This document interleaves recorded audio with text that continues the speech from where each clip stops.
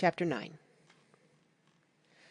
After 2 years, I remember the rest of that day, and that night, and the next day, only as an endless drill of police and photographers and newspaper men in and out of Gatsby's front door. A rope stretched across the main gate, and a policeman by it kept out the curious, but little boys soon discovered that they could enter through my yard, and there were always a few of them clustered open-mouthed about the pool. Someone with a positive manner, perhaps a detective, used the expression "madman" as he bent over Wilson's body that afternoon, and the adventitious authority of his voice set the key for the newspaper reports next morning. Most of those reports were a nightmare, grotesque, circumstantial, eager, and untrue. When Michaelis's testimony at the inquest brought to light Wilson's suspicions of his wife, I thought the whole tale would shortly be served up in racy pasquinade, but Catherine, who might have said anything, didn't say a word. She showed a surprising amount of character about it, too, looked at the coroner with determined eyes, under that corrected brow of hers, and swore that her sister had never seen Gatsby, that her sister was completely happy with her husband, that her sister had been into no mischief whatever. She convinced herself of it, and cried into her handkerchief, as if the very suggestion was more than she could endure. So Wilson was reduced to a man deranged by grief, in order that the case might remain in its simplest form. And it rested there. But all this part of it seemed remote and unessential. I found myself on Gatsby's side, and alone. From the moment I telephoned news of the catastrophe to West Egg Village, every surmise about him, and every practical question, was referred to me. At first I was surprised and confused. Then, as he lay in his house and didn't move or breathe or speak, hour upon hour, it grew upon me that I was responsible because no one else was interested. Interested, I mean, with that intense personal interest to which everyone has some vague right at the end.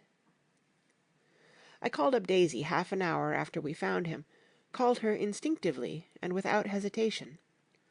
But she and Tom had gone away early that afternoon, and taken baggage with them. Left no address? No. Say when they'd be back?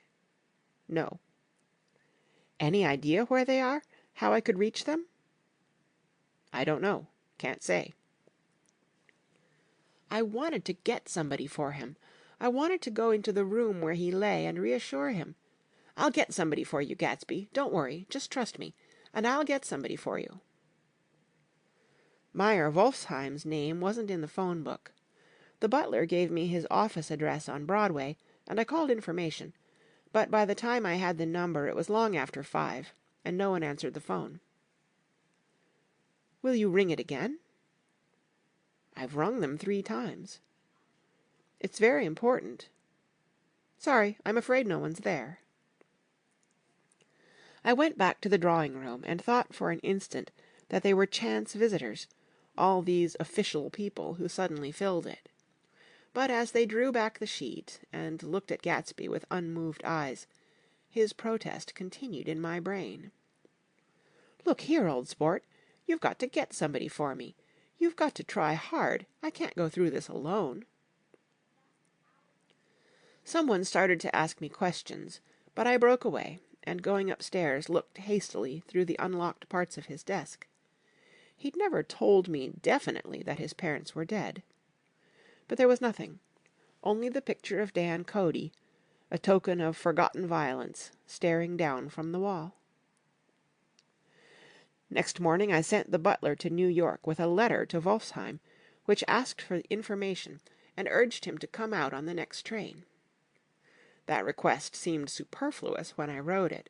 I was sure he'd start when he saw the newspapers, just as I was sure there'd be a wire from Daisy before noon.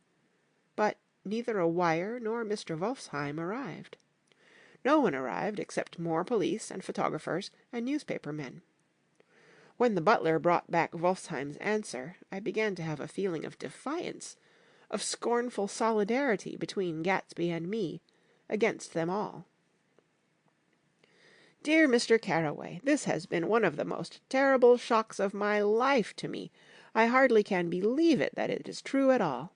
Such a mad act as that man did should make us all think. I cannot come down now, as I am tied up in some very important business, and cannot get mixed up in this thing now. If there is anything I can do a little later, let me know in a letter by Edgar. I hardly know where I am when I hear about a thing like this, and am completely knocked down and out. Yours truly, Meyer Wolfsheim. And then hasty addenda beneath. Let me know about the funeral, etc. Do not know his family at all. When the phone rang that afternoon, and long distance said Chicago was calling, I thought this would be Daisy at last, but the connection came through as a man's voice, very thin and far away. "This is Slagle speaking." "Yes?" The name was unfamiliar. "Hell of a note, isn't it? Get my wire?" "There haven't been any wires." "Young Park's in trouble," he said rapidly. "They picked him up when he handed the bonds over the counter. They got a circular from New York giving 'em the numbers just 5 minutes before. What do you know about that, hey? You never can tell in these hick towns." "Hello," I interrupted breathlessly. "Look here, this isn't Mr. Gatsby. Mr. Gatsby's dead." There was a long silence on the other end of the wire, followed by an exclamation, then a quick squawk as the connection was broken. I think it was on the third day that a telegram signed Henry C. Gatz arrived from a town in Minnesota. It said only that the sender was leaving immediately and to postpone the funeral until he came. It was Gatsby's father, a solemn old man, very helpless and dismayed, bundled up in a long, cheap ulster against the warm September day. His eyes leaked continuously with excitement, and when I took the bag and umbrella from his hands, he began to pull so incessantly at his sparse grey beard that I had difficulty in getting off his coat. He was on the point of collapse, so I took him into the music-room and made him sit down while I sent for something to eat. But he wouldn't eat, and the glass of milk spilled from his trembling hand. "I saw it in the Chicago newspaper," he said. "It was all in the Chicago newspaper. I started right away." "I didn't know how to reach you." His eyes, seeing nothing, moved ceaselessly about the room. "It was a madman," he said. "He must have been mad." "Wouldn't you like some coffee?" I urged him. "I don't want anything. I'm all right now, Mr. Carraway." "Well, I'm all right now. Where have they got Jimmy?" I took him into the drawing-room, where his son lay, and left him there. Some little boys had come up on the steps and were looking into the hall. When I told them who had arrived, they went reluctantly away. After a little while Mr. Gatz opened the door and came out, his mouth ajar, his face flushed slightly, his eyes leaking isolated and unpunctual tears. He had reached an age where death no longer has the quality of ghastly surprise, and when he looked around him now for the first time, and saw the height and splendor of the hall and the great rooms opening out from it into other rooms, his grief began to be mixed with an awed pride. I helped him to a bedroom upstairs. While he took off his coat and vest, I told him that all arrangements had been deferred until he came. "I didn't know what you'd want, Mr. Gatsby." "Gatz is my name." "Mr. Gatz, I thought you might want to take the body west." He shook his head. "Jimmy always liked it better down east. He rose up to his position in the East. Were you a friend of my boy's, Mr.?" "We were close friends." "He had a big future before him, you know. He was only a young man, but he had a lot of brain power here." He touched his head impressively, and I nodded. "If he'd have lived, he'd have been a great man. A man like James J. Hill. He'd have helped build up the country." "That's true," I said, uncomfortably. He fumbled at the embroidered coverlet, trying to take it from the bed, and lay down stiffly, and was instantly asleep. That night an obviously frightened person called up, and demanded to know who I was before he would give his name. "This is Mr. Carroway," I said. "Oh!" He sounded relieved. "This is Klipspringer." I was relieved, too, for that seemed to promise another friend at Gatsby's grave. I didn't want it to be in the papers and draw a sightseeing crowd, so I'd been calling up a few people myself. They were hard to find. "The funeral's tomorrow," I said. 3:00 here at the house. I wish you'd tell anybody who'd be interested." "Oh, I will," he broke out hastily. "Of course, I'm not likely to see anybody, but if I do—" His tone made me suspicious. "Of course, you'll be there yourself." "Well, I'll certainly try. What I called up about is—" "Wait a minute," I interrupted. "How about saying you'll come?" "Well, the truth of the matter is that I'm staying with some people up here in Greenwich, and they rather expect me to be with them tomorrow. In fact, there's a sort of picnic or something. Of course, I'll do my very best to get away." I ejaculated an unrestrained "Huh!" and he must have heard me, for he went on nervously. "What I called up about was a pair of shoes I left there. I wonder if it'd be too much trouble to have the butler send them on. You see, they're tennis shoes, and I'm sort of helpless without them. My address is care of B.F. I didn't hear the rest of the name, because I hung up the receiver. After that I felt a certain shame for Gatsby. One gentleman to whom I telephoned implied that he had got what he deserved. However, that was my fault, for he was one of those who used to sneer most bitterly at Gatsby, on the courage of Gatsby's liquor, and I should have known better than to call him. The morning of the funeral I went up to New York to see Meyer Wolfsheim. I couldn't seem to reach him any other way. The door that I pushed open, on the advice of an elevator boy, was marked "The Swastika Holding Company," and at first there didn't seem to be anyone inside. But when I had shouted "Hello!" several times in vain, an argument broke out behind a partition, and presently a lovely Jewess appeared at an interior door and scrutinized me with black, hostile eyes. "Nobody's in," she said. "Mr. Wolfsheim's gone to Chicago."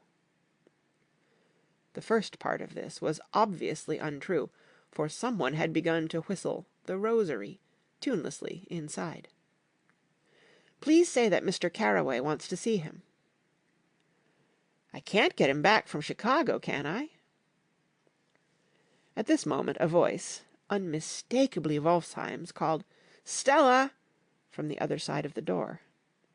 "Leave your name on the desk," she said quickly. "I'll give it to him when he gets back." "But I know he's there." She took a step toward me, and began to slide her hands indignantly up and down her hips. "You young men think you can force your way in here any time," she scolded. "We're getting sick and tired of it. When I say he's in Chicago, he's in Chicago." I mentioned Gatsby. "Oh!" She looked at me over again. "Will you just... What was your name?" She vanished. In a moment Meyer Wolfsheim stood solemnly in the doorway, holding out both hands. He drew me into his office, remarking in a reverent voice that it was a sad time for all of us, and offered me a cigar. "My memory goes back to when I first met him," he said. "A young major just out of the army and covered over with medals he got in the war. He was so hard up he had to keep on wearing his uniform because he couldn't buy some regular clothes. First time I saw him was when he came into Weinbrenner's pool room at 43rd Street and asked for a job. He hadn't eat anything for a couple of days. 'Come on, have some lunch with me,' I said. He ate more than $4 worth of food in half an hour." "Did you start him in business?" I inquired. "Start him? I made him." "Oh." "I raised him up out of nothing, right out of the gutter. I saw right away he was a fine-appearing, gentlemanly young man, and when he told me he was an Oxford, I knew I could use him good. I got him to join up in the American Legion, and he used to stand high there. Right off he did some work for a client of mine up to Albany. We were so thick like that in everything." He held up 2 bulbous fingers. "Always together." I wondered if this partnership had included the World Series transaction in 1919. "Now he's dead," I said after a moment. "You were his closest friend, so I know you'll want to come to his funeral this afternoon." "I'd like to come." "Well, come then." The hair in his nostrils quivered slightly, and as he shook his head his eyes filled with tears. "I can't do it. I can't get mixed up in it," he said. "There's nothing to get mixed up in. It's all over now." "When a man gets killed, I never like to get mixed up in it in any way. I keep out. When I was a young man it was different. If a friend of mine died, no matter how, I stuck with them to the end. You may think that sentimental, but I mean it. To the bitter end." I saw that for some reason of his own he was determined not to come, so I stood up. "Are you a college man?" he inquired suddenly. For a moment I thought he was going to suggest a connection, but he only nodded and shook my hand. "Let us learn to show our friendship for a man when he is alive, and not after he is dead," he suggested. "After that, my own rule is to let everything alone." When I left his office, the sky had turned dark, and I got back to West Egg in a drizzle. After changing my clothes, I went next door and found Mr. Getz walking up and down excitedly in the hall. His pride in his son, and in his son's possessions, was continually increasing, and now he had something to show me. "Jimmy sent me this picture." He took out his wallet with trembling fingers. "Look there." It was a photograph of the house, cracked in the corners, and dirty with many hands. He pointed out every detail to me eagerly. "Look there!" and then sought admiration from my eyes. He had shown it so often that I think it was more real to him now than the house itself. "Jimmy sent it to me. I think it's a very pretty picture. It shows up well." "Very well. Had you seen him lately?" "He come out to see me 2 years ago and bought me the house I live in now. Of course we was broke up when he run off from home, but I see now there was a reason for it. He knew he had a big future in front of him. And ever since he made a success he was very generous with me." He seemed reluctant to put away the picture, held it for another minute, lingeringly, before my eyes. Then he returned the wallet and pulled from his pocket a ragged old copy of a book called Hopalong Cassidy. "Look here, this is a book he had when he was a boy. It just shows you." He opened it at the back cover and turned it around for me to see. On the last fly-leaf was printed the word Schedule, and the date September 12, 1906, and underneath, "Rise from bed, 6 a.m. Dumbbell exercise and wall scaling, 6:15 to 6:30. Study electricity, etc., 7:15 to 8:15. Work, 8:30 to 4:30 p.m. Baseball and sports, 4:30 to 5. Practice elocution, poise, and how to attain it, 5 to 6. Study needed inventions, 7 to 9. General resolves, no wasting time at shafters or a name indecipherable. No more smoking or chewing. Bath every other day. Read 1 improving book or magazine per week. Save $5, crossed out, $3 per week. Be better to parents.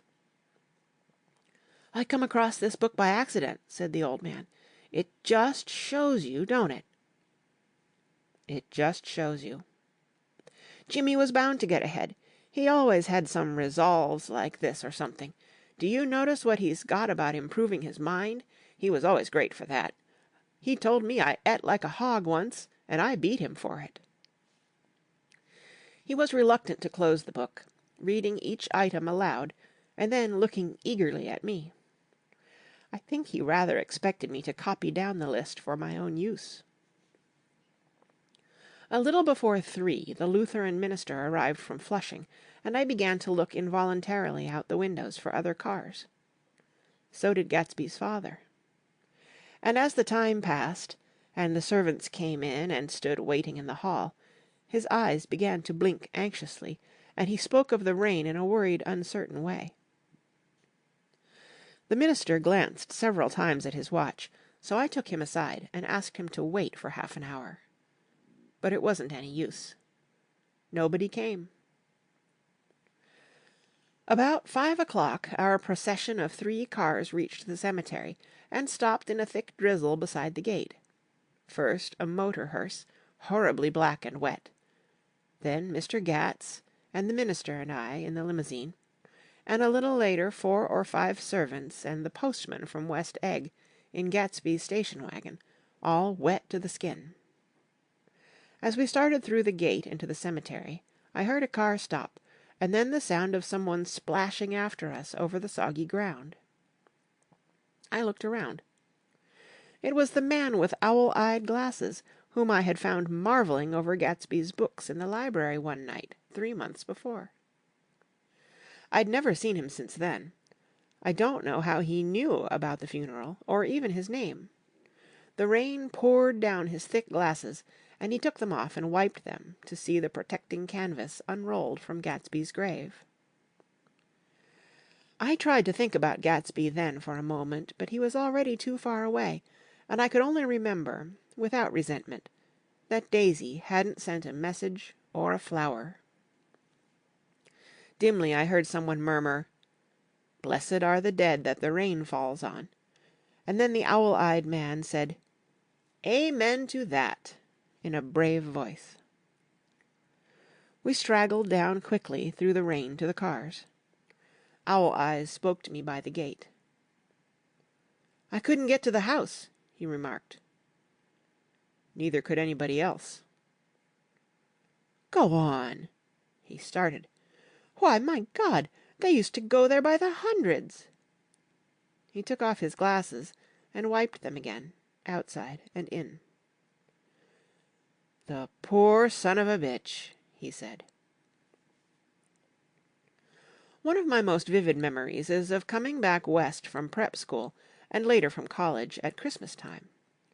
Those who went farther than Chicago would gather in the old dim Union Station at 6 o'clock of a December evening, with a few Chicago friends, already caught up into their own holiday gaieties, to bid them a hasty good-bye. I remember the fur coats of the girls returning from Miss This or That's, and the chatter of frozen breath, and the hands waving overhead as we caught sight of old acquaintances, and the matchings of invitations.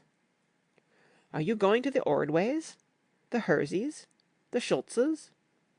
And the long green tickets clasped tight in our gloved hands.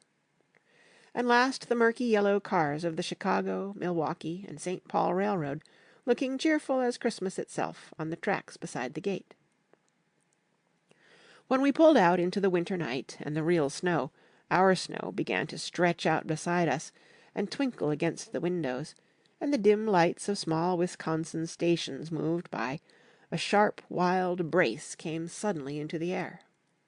We drew in deep breaths of it as we walked back from dinner through the cold vestibules, unutterably aware of our identity with this country for one strange hour, before we melted indistinguishably into it again. That's my Middle West. Not the wheat, or the prairies, or the lost Swede towns, but the thrilling returning trains of my youth, and the street lamps and sleigh bells in the frosty dark, and the shadows of holly wreaths thrown by lighted windows on the snow. I am part of that, a little solemn with the feel of those long winters, a little complacent from growing up in the Carraway house in a city where dwellings are still called through decades by a family's name. I see now that this has been a story of the West. After all, Tom and Gatsby, Daisy and Jordan and I were all Westerners, and perhaps we possessed some deficiency in common which made us subtly unadaptable to Eastern life. Even when the East excited me most, even when I was most keenly aware of its superiority to the bored, sprawling, swollen towns beyond the Ohio, with their interminable inquisitions which spared only the children and the very old, even then it had always for me a quality of distortion. West Egg, especially, still figures in my more fantastic dreams. I see it as a night scene by El Greco, 100 houses, at once conventional and grotesque, crouching under a sullen, overhanging sky and a lustreless moon. In the foreground 4 solemn men in dress suits are walking along the sidewalk, with a stretcher on which lies a drunken woman in a white evening dress. Her hand, which dangles over the side, sparkles cold with jewels. Gravely the men turn in at a house.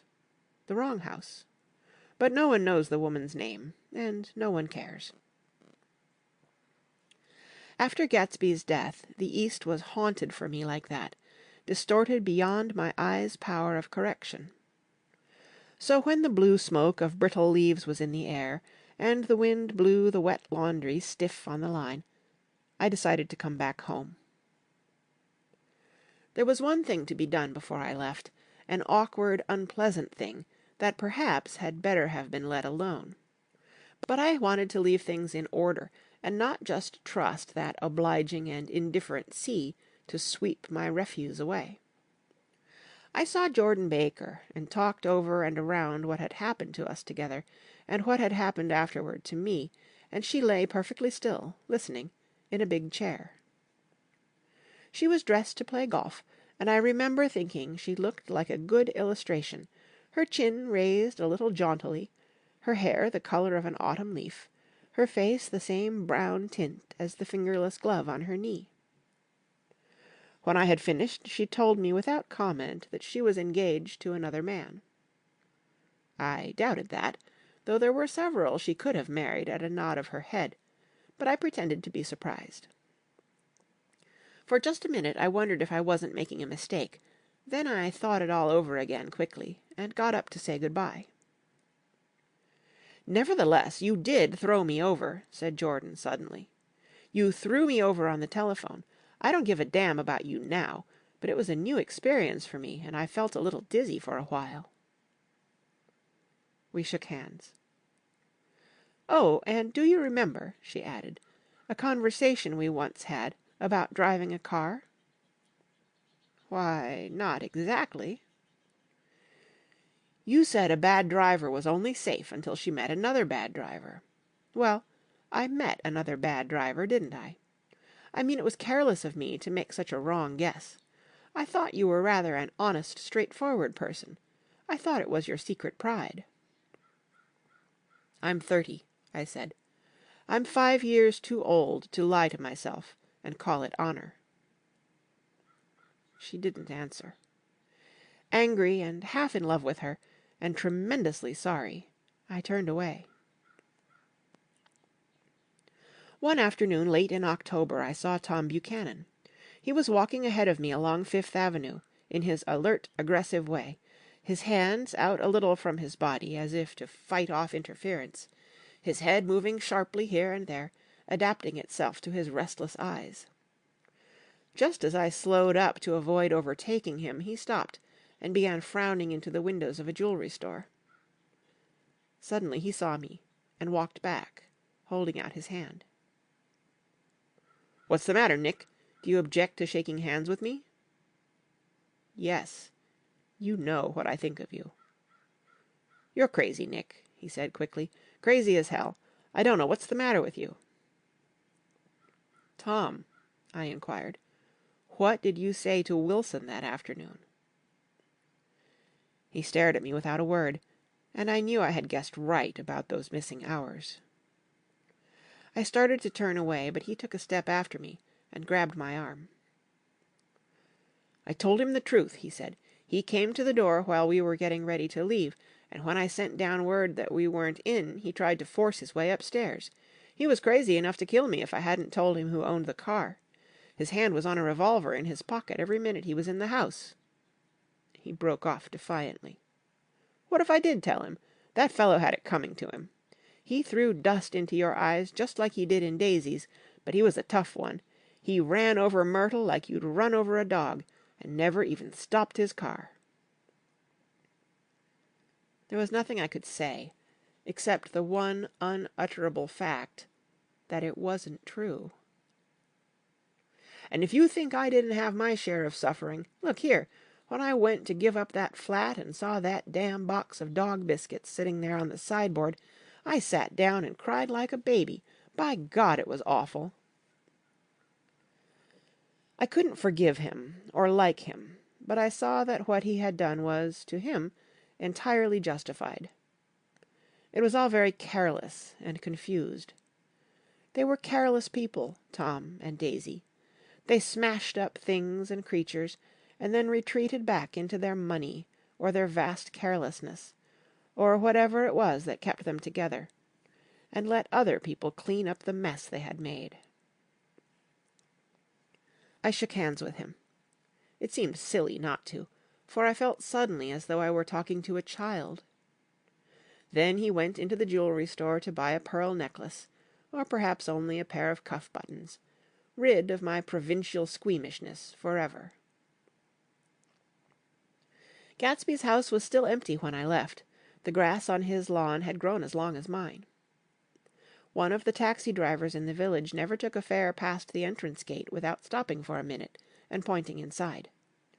Perhaps it was he who drove Daisy and Gatsby over to East Egg the night of the accident, and perhaps he had made a story about it all his own. I didn't want to hear it, and I avoided him when I got off the train. I spent my Saturday nights in New York because those gleaming, dazzling parties of his were with me so vividly that I could still hear the music and the laughter, faint and incessant, from his garden, and the cars going up and down his drive. One night I did hear a material car there, and saw its lights stop at his front steps. But I didn't investigate. Probably it was some final guest who had been away at the ends of the earth and didn't know that the party was over. On the last night, with my trunk packed and my car sold to the grocer, I went over and looked at that huge, incoherent failure of a house once more. On the white steps an obscene word, scrawled by some boy with a piece of brick, stood out clearly in the moonlight, and I erased it, drawing my shoe raspingly along the stone. Then I wandered down to the beach and sprawled out on the sand. Most of the big shore places were closed now, and there were hardly any lights except the shadowy, moving glow of a ferry boat across the Sound. And as the moon rose higher, the inessential houses began to melt away, until gradually I became aware of the old island here that flowered once for Dutch sailors' eyes, a fresh green breast of the New World. Its vanished trees, the trees that had made way for Gatsby's house, had once pandered in whispers to the last and greatest of all human dreams. For a transitory enchanted moment, man must have held his breath in the presence of this continent, compelled into an aesthetic contemplation he neither understood nor desired, face to face for the last time in history with something commensurate to his capacity for wonder. And as I sat there brooding on the old unknown world, I thought of Gatsby's wonder when he first picked out the green light at the end of Daisy's dock. He had come a long way to this blue lawn, and his dream must have seemed so close that he could hardly fail to grasp it. He did not know that it was already behind him, somewhere back in that vast obscurity beyond the city, where the dark fields of the Republic rolled on under the night. Gatsby believed in the green light, the orgastic future that year by year recedes before us. It eluded us then, but that's no matter. Tomorrow we will run faster, stretch out our arms farther, and one fine morning... So we beat on, boats against the current, borne back ceaselessly into the past. End of Chapter 9, and the end of The Great Gatsby by F. Scott Fitzgerald. recorded by Kara Schallenberg, www.kray.org, on Saturday, January 16th, 2021, in Union City, California.